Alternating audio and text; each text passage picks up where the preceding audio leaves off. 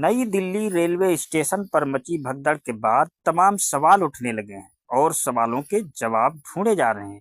लेकिन ये भगदड़ न तो पहली बार मची है और न शायद अंतिम बार, क्योंकि पुरानी घटनाओं से सीखा नहीं गया।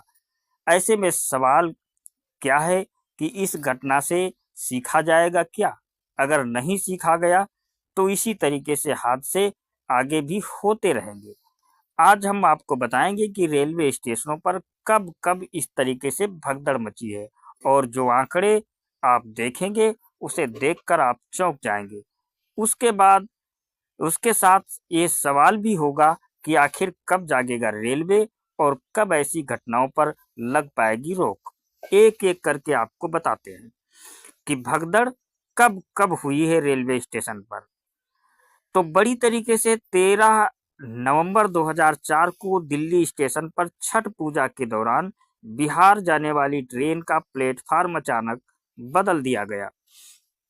दूसरे प्लेटफार्म पर जाने के लिए ओवरब्रिज पर भगदड़ मची और 4 यात्रियों की मौत हो गई थी। 10 अन्य यात्री घायल हो गए थे। इसके अलावा 3 अक्टूबर 2007 को मुगल सराय जंक्शन पर भगदड़ मची और 14 महिलाओं की मौत हो गई थी। 40 से ज्यादा यात्री घायल हुए थे 2007 की इस घटना में।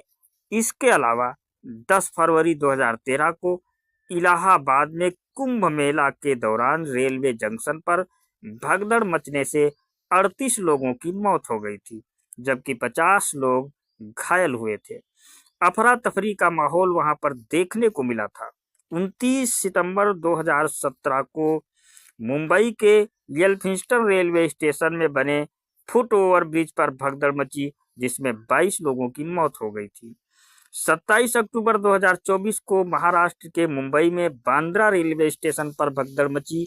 दीपावली और छठ पर भीड़ की वजह से भगदड़ मची थी और इस भगदड़ में 9 यात्री घायल हुए थे। ये तो पिछले कुछ सालों में रेलवे स्टेशनों पर मचने वाली भगदड़ की वारदातें रही, जिसमें कभी 22 लोगों की जान चली गई, कभी 9 लोग घायल हुए, और अब नई दिल्ली रेलवे स्टेशन पर कुछ इसी तरीके की भगदड़ मची है, जहां पर 18 लोगों की मौत की खबर आ रही है। फिलहाल बताया जा रहा है कि कई लोग घायल हैं और इस बीच तमाम सवाल भी उठ रहे हैं। आपको बता दें कि प्रशासन की मुस्तैदी यहाँ पर नहीं थी। प्रशासन की लापरवाही की वजह से यह घटना हुई है, और जब घटना हो गई तो उसके बाद भी घायलों को तुरंत इलाज के लिए अस्पताल नहीं पहुंचाया गया।